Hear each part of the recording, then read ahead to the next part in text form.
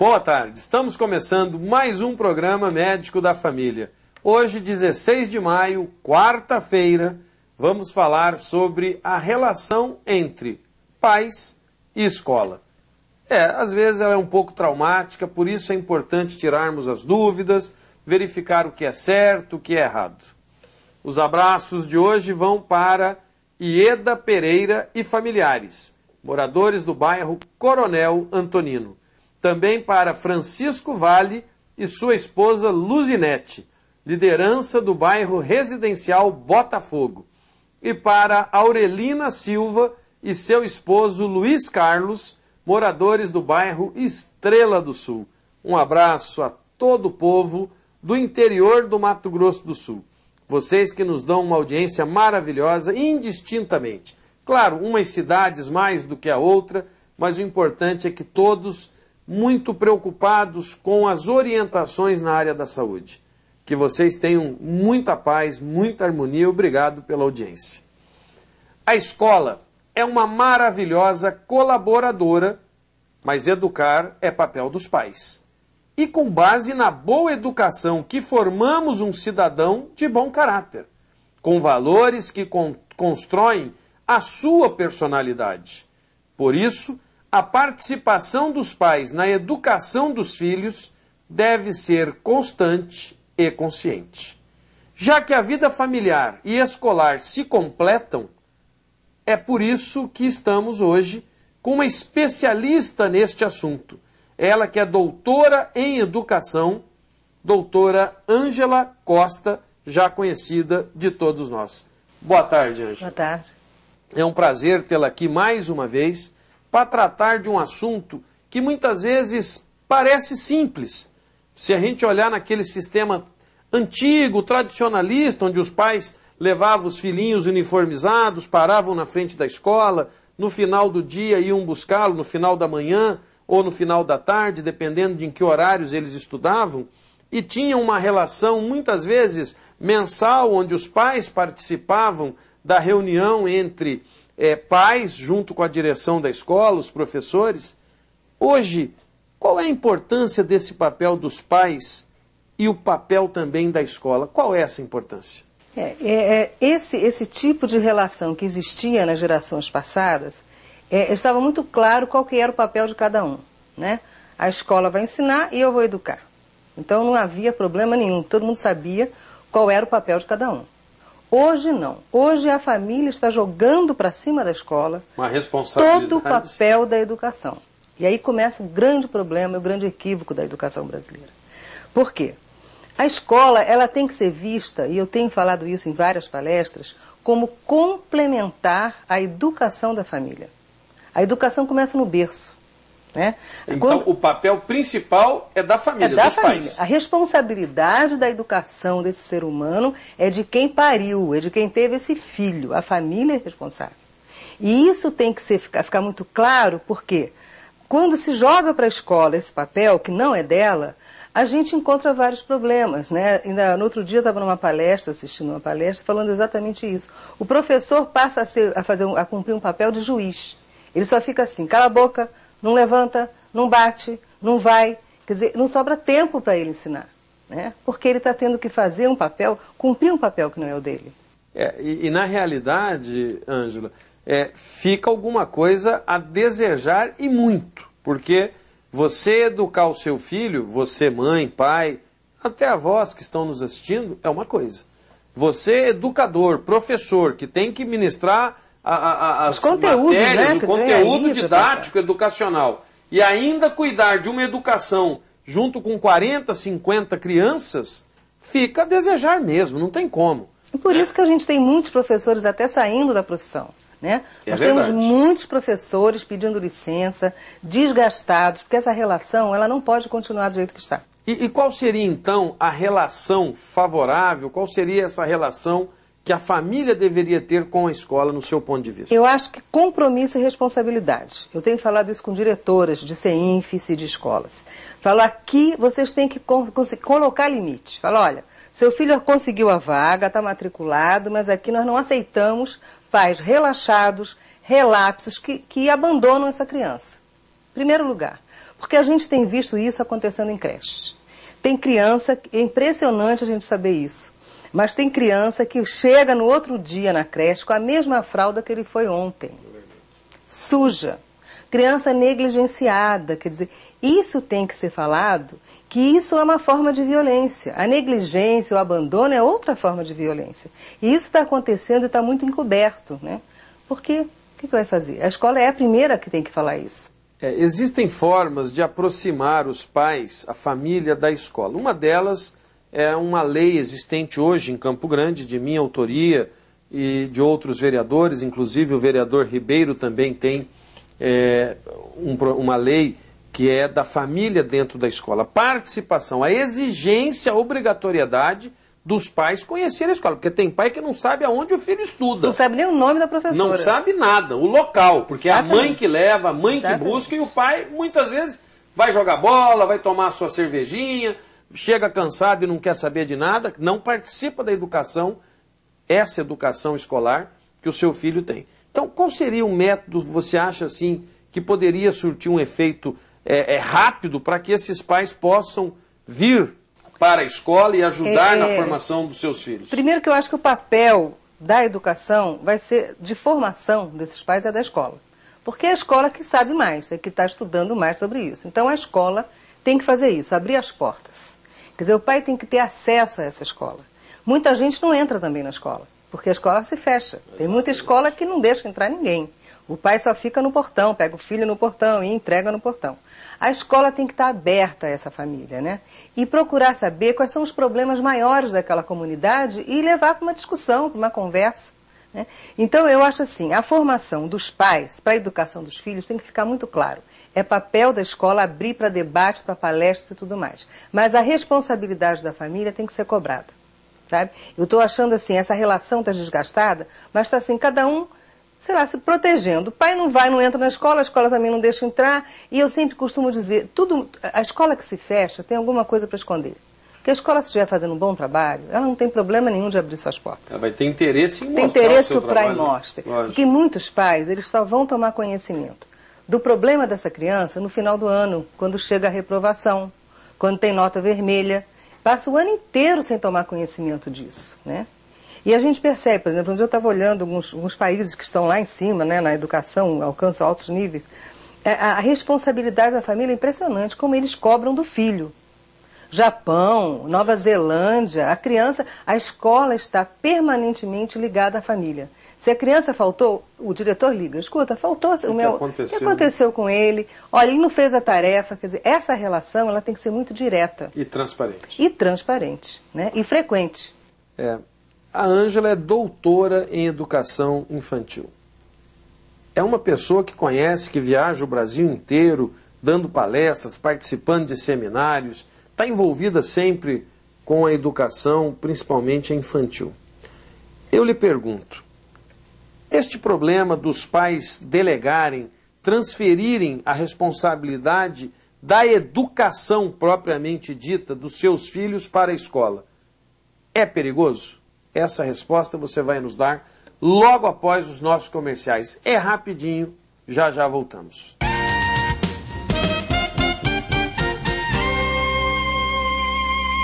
Estamos de volta com o programa Médico da Família. Hoje o tema é interessantíssimo.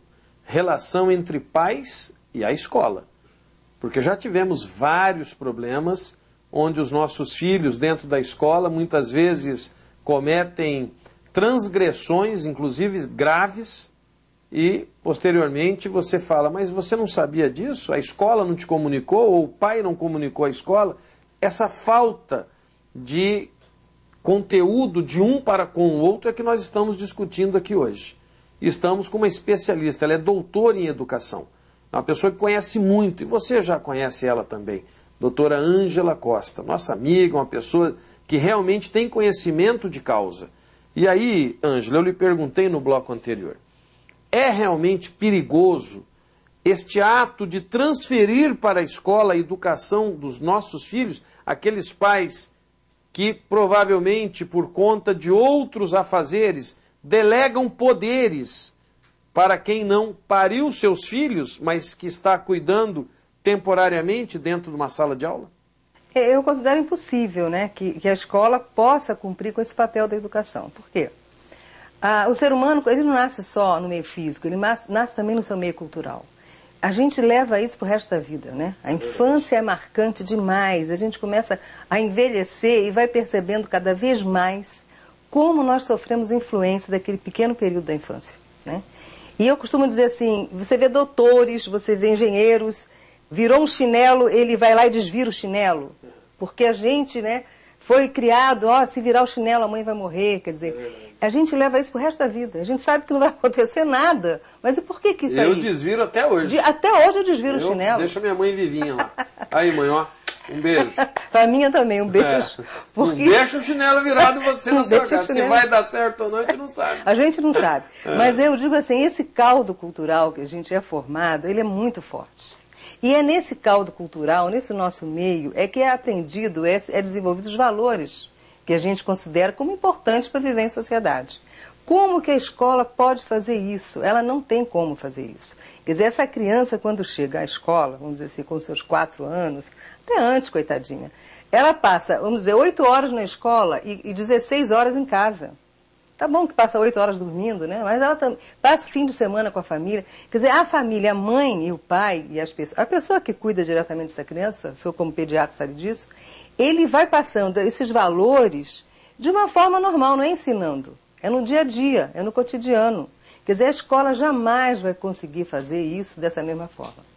E até quando pode haver uma interferência dos pais numa escola, através da professora, da diretora, da coordenadora, ou vice-versa, da escola no âmbito familiar?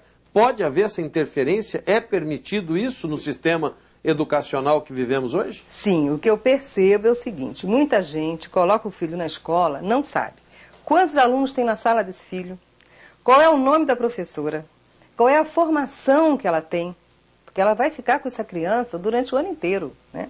Qual a formação da diretora, qual é a proposta pedagógica da escola. Tenho falado muito sobre isso. Isso é de responsabilidade dos pais. Eles têm que conhecer. Saber, eles têm que conhecer. Eu digo que a proposta pedagógica da escola é a bula do remédio. Sim. A bula diz tudo, não diz? Diz. Se pode tomar, o que vai acontecer, efeito se não colateral. Efeito colateral.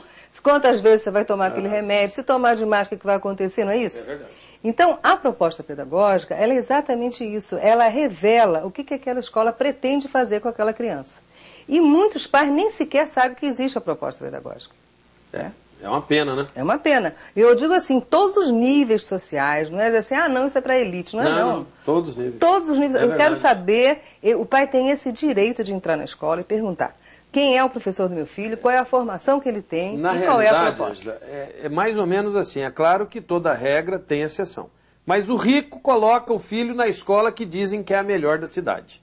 E o pobre coloca naquela que é mais perto da sua casa. Ou que achou vaga, né? Ou que tem, mas eu ia chegar lá. Ou que tem a vaga. Que tem a vaga. Porque eles precisam colocar em algum lugar, porque eles não têm como pagar uma escola particular. Agora, infelizmente está acontecendo. Agora, isso. O importante que eu tenho falado, e eu tenho feito, eu vou começar a fazer uma via sacra, eu acho que é importante falar isso para as famílias, é o seguinte, parar com essa história de achar, eu consegui a vaga, graças a Deus eu tenho a vaga e já não cobra mais nada. A educação de qualidade tem que ser cobrada. Tem que ser cobrada. É direito da criança brasileira. Quando ela nasce com esse direito de cidadã brasileira. E é dever do Estado oferecer de qualidade. Para todos de qualidade. Não é só a vaga, eu estou com meu filho lá na escola e basta. Não, é educação de qualidade. Violência doméstica com alunos. Como uma que nós vimos recentemente de um pai com uma criança de 9 anos, que vamos ter uma audiência pública, você vai estar participando com certeza, uma autoridade neste assunto. O que a escola faz quando vê que uma criança está vindo machucada, está toda lá quietinha, porque está apanhando muito em casa, tem uma severidade na sua educação caseira? Qual é o papel da escola? É fundamental. Agora, essa lei da palmada que está para ser votada, né? Que ainda não conseguiu chegar no Senado, por quê? Alguns deputados estão entrando com recurso que acho que tem que ser mais amplamente discutido. Exato. Porque é interferência na família. Eu não considero que seja interferência na família, não.